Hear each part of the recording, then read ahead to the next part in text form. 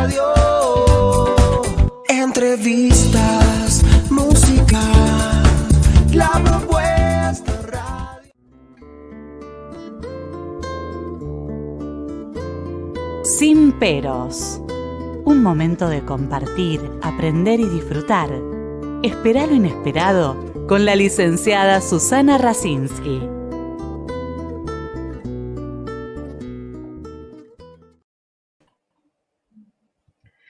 Continuamos en esta segunda parte del programa.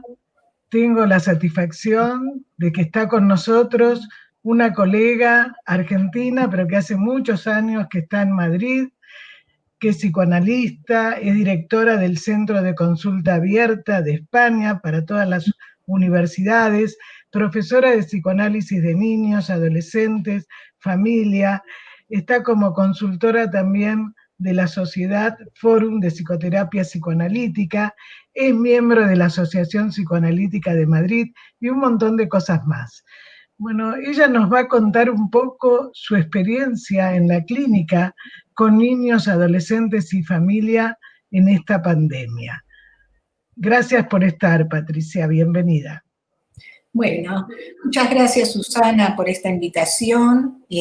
A mí me parece que es muy bueno pensar, ¿no?, en los niños y a los adolescentes, que en esta pandemia no han tenido mucha voz y se los ha dejado en su momento, ¿no?, como un poco excluidos de sus demandas, de los grupos de riesgo de esta enfermedad, invisibilizando sus necesidades vitales incluso, sus singularidades, en parte en tierra de nadie. Una cuestión que yo me he preguntado en todos estos meses fue acerca de lo que pensaban estos niños, ¿no?, con este tiempo de pandemia, que no es lo mismo cuando comienza el precontagio, el contagio y el poscontagio, que podemos estar, me parece a mí, en diferentes momentos y los niños también van cambiando ese pensamiento, ¿no? O sea que hay una gran variabilidad, ¿no?, de opiniones, si se les pregunta a los niños, porque los niños tienen ese conocimiento desde su propia fantasía y desde su propio conocimiento de lo escuchado, de lo vivenciado, que hacen, digamos, un desplazamiento en su cabeza y portan algo de su opinión. Por supuesto que los niños tienen que ser escuchados, que muy pocas veces se hace, ¿no? Y se han dejado todas estas vías políticas como si los niños no existieran prácticamente. Entonces, hay muchas cuestiones que tienen que ver con la exclusión, ¿no?, de estos niños. Yo creo que hacer y tomar decisiones muy categoriales, ¿no?, muy sesgadas, no responden para esta población de una decisión acertada, porque no hay una colaboración, se los excluye. Entonces, no se han invitado a todos los agentes sociales, a la educación, a la sanidad, a la pediatría en general, al psicoanalista, que hoy el psicoanalista tiene, yo creo, una gran responsabilidad social en dar sus opiniones y en esa conjugación, ¿no?, de estar siempre en un lugar, diría, intermedio, desde su propia lectura, un lugar transicional, entre lo que es un niño y la escuela, lo que es el niño y servicios sociales, lo que es un niño o un adolescente con su pediatra o con cualquier, digamos, sanitario. Yo creo que hoy el psicoanalista, bueno, ya Freud lo dijo, ¿no?, hace un montón de años atrás, con sus 4 escritos sociales, no tendríamos que recuperar eso. No hay ningún impedimento para hacer ese tipo de trabajo, ¿no? Y por cierto, nosotros en Consulta Abierta lo hacemos. Tratamos de ver y de vehiculizar unos con otros cuando hay grandes exclusiones, grandes proyecciones, ¿no? De ciertos grupos, ¿no? La familia y la escuela y los sanitarios, ¿no? Y todos esos agentes que parecen que trabajan solos, pero en realidad hay interdependencias recíprocas, como decía Madaraco, ¿no? Y eso Además, es fundamental. Además, Patricia, creo que decís algo que es muy importante, comparto totalmente, que los dobles mensajes, el doctor me dijo tal cosa, la psicóloga me dijo tal otra. Exacto. La escuela me dijo esto, el juez me dice esto. Y entonces todo eso enloquece, digamos, al chico. Y justamente es un solo sujeto que tiene que haber algo en común. Totalmente. Y ahí estamos nosotros. Nosotros, para hacer ese trabajo, ¿no? Que yo lo llamo lo que es la interconsulta psicoanalítica, que lo tiene que hacer un psicoanalista. Porque, por ejemplo, veamos un poco. Y ahora vamos con estos tiempos, ¿no? Porque hay algunos países que están en pleno contagio y otros que están en el post-contagio. Los niños también cambian de opiniones, por ejemplo, ¿no? Entonces, vamos a trabajar, por ejemplo, con la frase quédate en casa. Muy conocida, ¿no? En todos lados. Hay algunos que hacen bandera de esto.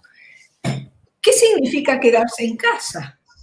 ¿Es un mantra riguroso sin la lectura de las pequeñas diferencias individuales? Sin pensar en las necesidades infantojuveniles, puesto que algunos adolescentes estuvieron excluidos de sus demandas, de los grupos de riesgo de esta enfermedad, invisibilizando sus necesidades vitales, sus singularidades. Y aquí te voy a poner ejemplos, ya que estamos pensando qué dicen los niños, podemos responder con ejemplos.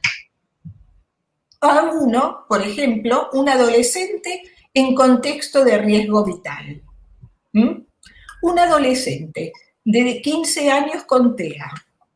Traigo este ejemplo y lo he apuntado, ¿no? Porque lo recogí de mi móvil. Me dice, se comunica conmigo mediante WhatsApp, el WhatsApp de la madre, preguntando por qué su colegio no abre y que son muchos días. Y que estar en casa no le da igual, pues los padres trabajan y están siempre en el ordenador.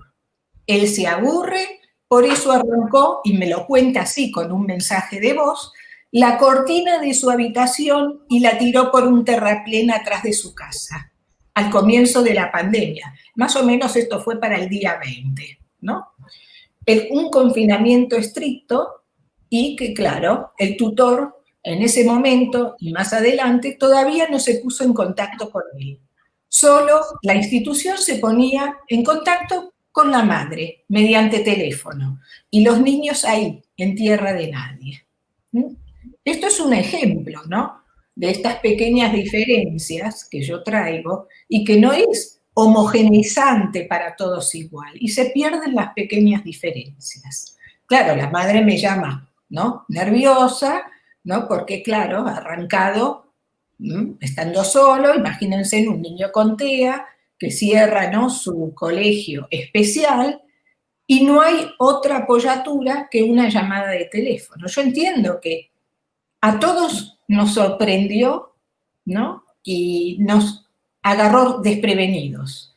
Pero ahí está la comunidad educativa que se tiene que abrir, ¿no? Con una mentalidad abierta a tratar de pensar con los demás. Y así los clínicos tenemos que pensar con la educación. Y los pediatras lo mismo. Todos aisladamente vamos a tomar decisiones que muchas veces, la gran mayoría de las veces, no son acertadas. Y menos para una situación de pandemia tan compleja como esta. Lo que ocurre, lo que vos decís, yo lo dije en el primer programa, creo, que justamente toda la parte de discapacidad, de psicosis, de situaciones más complejas, no se tuvo en cuenta. Entonces, de repente, ese chico te dice, están en los ordenadores, no me miran. O sea, si yo voy a la escuela, ¿no es cierto?, me miran.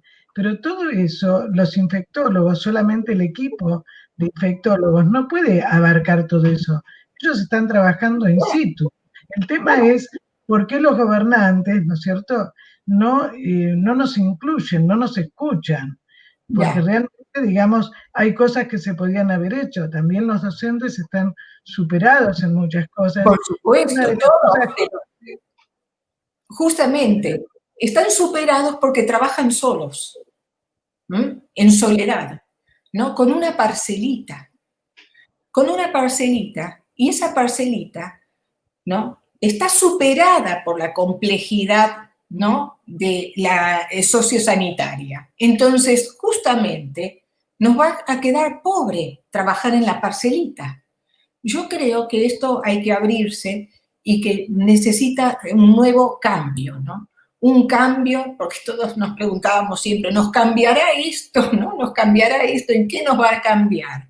Es que no podemos trabajar, lo que nos va a cambiar es que yo creo que no podemos trabajar solamente en lo individual, excluyendo todo lo que hay por fuera, ¿no? Ya lo decía Winnicott, ¿no?, en el 45, que el medio, ¿no?, es el medio externo de, digamos, la parcela de uno es muy importante. Y esto ya no calza decir, yo con el medio externo no puedo hacer nada.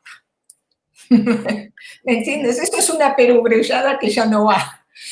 no, yo creo que lo que vos decís, por eso cuando mencionaste a Freud en Malestar de la Cultura, en Psicología de las Masas, en varios artículos, que es tener en cuenta lo singular, pero estamos dentro de una sociedad.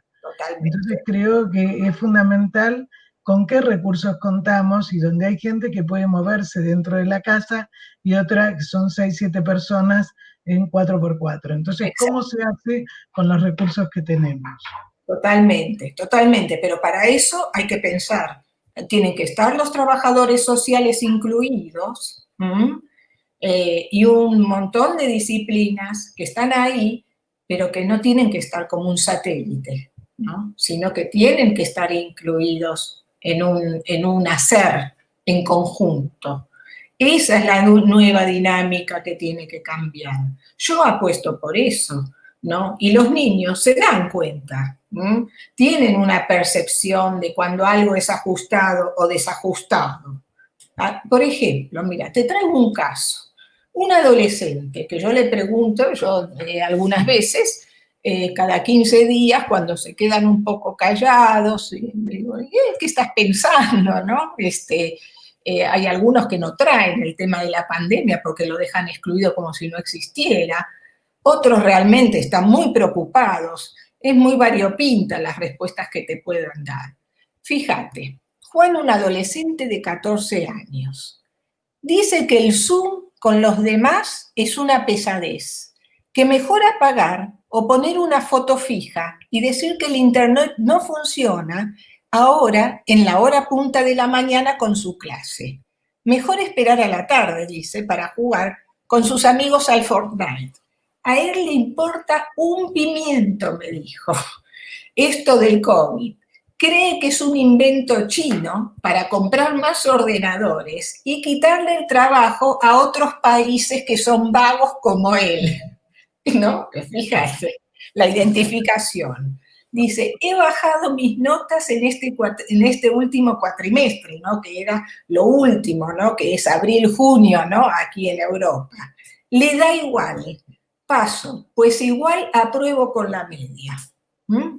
Ahí, como uno diría, ¿no?, tienes un adolescente, ¿no?, que está en la fase de pleno contagio, con una negación, ¿no?, una respuesta de la negación a toda la problemática que él está inmerso. Por otros lados, hay niños con otro tipo también de respuesta, ¿no?, respuesta individual, social a lo que pasa. Por ejemplo, esta niñita de 8 años. Estoy enfadada, me dice, pues todo es contagio, contagio y más contagio. Me aburre. Prefiero jugar con los ponis, ¿no?, los caballitos. Y los trabajitos del colegio no los aguanto. Mamá trabaja con su tablet, papá está todo el día afuera. Y cuando viene se ducha abajo y duerme allí.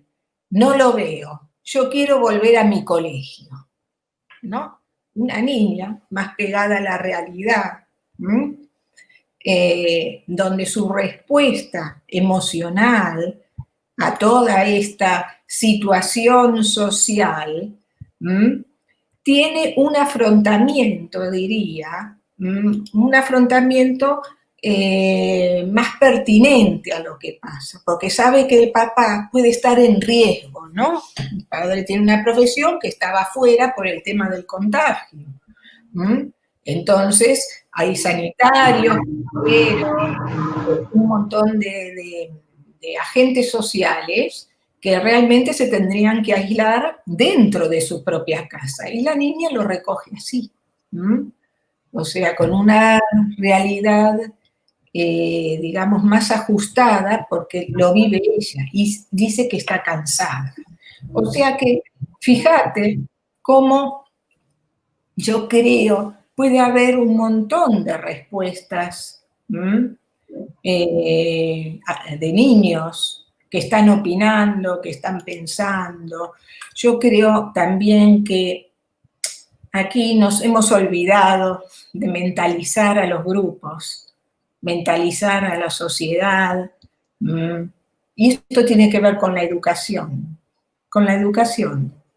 porque cuanto más tengamos, ¿no? Un pensamiento de inversión en la educación, yo creo que las personas pueden ser más autónomas. Cuanto más educación hay, yo creo que menos confinamiento para estas cosas se pueden dar. Es así, ¿no? El tema es si uno tiene metido aquí en la cabeza algo del cuidado del otro. Y esto lo da solamente la educación, y no solo la educación familiar, la educación, digamos, en los colegios o en la educación en general. Entonces, por supuesto que están siempre ahora en el post-contagio otra vez gente que está negando y dice que esto, los jóvenes, pero eso tiene que ver con la educación y porque no se les da otras posibilidades. Entonces, jóvenes que han estado encerrados, ahora es la fiesta loca. Entonces, se ha dicho, y algunas veces tiene que ver con las opiniones que son construidas desde el periodismo, no todos, ¿no? Desde el periodismo, la política, la biopolítica, los sanitarios, depositar en ciertos ciclos vitales, de que si se contagian, no se contagian menos, todo esto es construcción de opinión. Y algunas veces es solo una hipótesis. Entonces, eso hace mucho de la respuesta de los jóvenes, de los adolescentes y de los niños, ¿no? Con este tema del contagio y del COVID, ¿no? De esta nueva enfermedad. Si no se sabe nada. ¿Por qué se dice que al principio se decía que los niños eran los portadores, los niños pequeños, de los portadores asintomáticos de la enfermedad? Eso es decir una perogrullada, si no se sabe nada.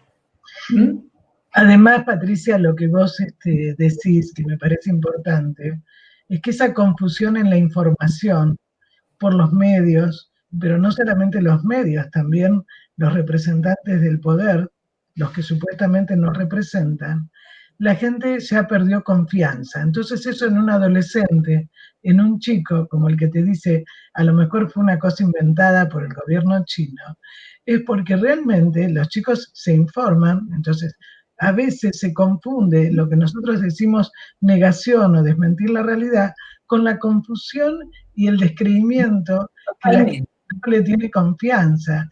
Entonces realmente, digamos, creo que hay que tener mucho cuidado, digamos, cómo se informa, que tiene que ser coherente, no llenar permanentemente de los muertos. Y además otra cosa que vos dijiste que me parece también muy importante, que tiene que ver también con la familia. O sea, y qué lugar le va a quedar a la escuela, porque en todos los casos que vos mostraste y que vamos a seguir viendo, la necesidad de la escuela, de lo social y del juego, que nosotros lo vamos a estar siguiendo este tema, pero digamos donde los distintos chicos te dicen, extraño a mis amigos, como mis padres están ocupados, los padres que a veces no lo soportan porque una cosa es estar unas horas y las otras todo el día. Bueno, un montón de situaciones que se tuvo que tener en cuenta más qué se hacía con la familia. Y otra cosa que vos dijiste también, que es el tener en cuenta al otro, que eso se hace desde la familia y desde la sociedad. Si hay gobernantes que no usan barbijos, o se abrazan, o hacen asados y después se publicita, indudablemente eso no puede ayudar. Sí, no, y aparte tiene que ver con la educación en otros valores. Por eso decía de la educación, la cooperación, la solidaridad y tener al otro en cuenta. Por eso es mentalizar. ¿Qué es mentalizar? Es tener, digamos, el pensamiento, ver al otro con sus propios deseos, con sus propias ideas, desde adentro y a mí que me vean desde afuera. Es una relación que tiene, digamos, su mecanismo de regulación. Ahora, si yo no tengo nada de esto, pues el otro no existe, pero en realidad, desde la desmentida que el otro no existe, los grupos son muy poderosos y se me va a meter una idea en la cabeza sin darme cuenta y la voy a repetir como un mantra y no voy a saber de dónde viene. Entonces, si los grupos son tan poderosos, tanto el medio audiovisual, la parte política, la parte sanitaria, todos estos grupos que son bastante poderosos, se nos va a meter algo. Y en los niños, por supuesto, también. Fíjate lo que dijo este adolescente, ¿no? Como que era un cuento chino y esto era para comprar más ordenadores, ¿no? Y dejar a los países pobres más pobres, ¿no? Y todo esto, ¿no? O sea, esto aparece en la cabeza, ¿no? Y uno no sabe de dónde viene el atrapamiento.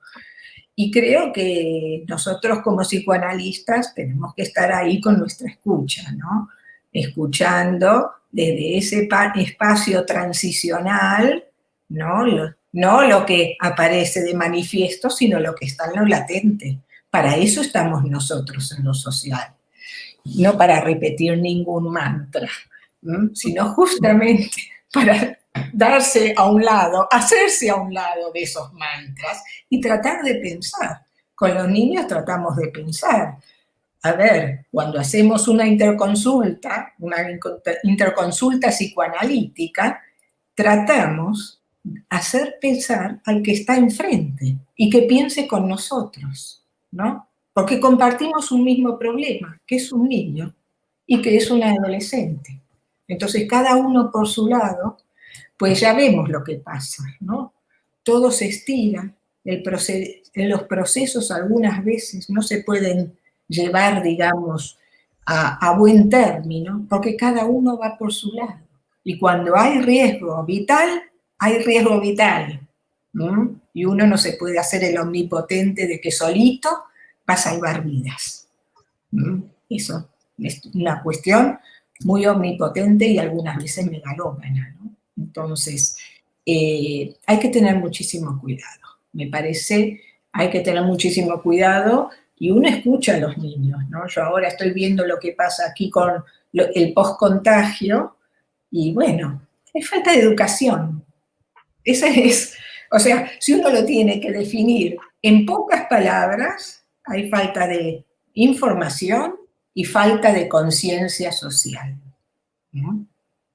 Bueno, muchísimas gracias, Patricia, y te vamos a volver a convocar. Gracias por un gusto. todo lo que nos dijiste. Bueno, ha sido un gusto, Susana, compartir contigo una media horita de esta charla bastante interesante. Un besito desde Madrid. Un abrazo, gracias. Abrazo.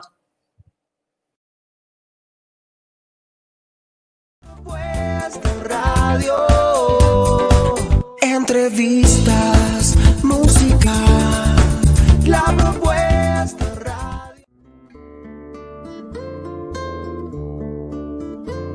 Sin peros. Un momento de compartir, aprender y disfrutar.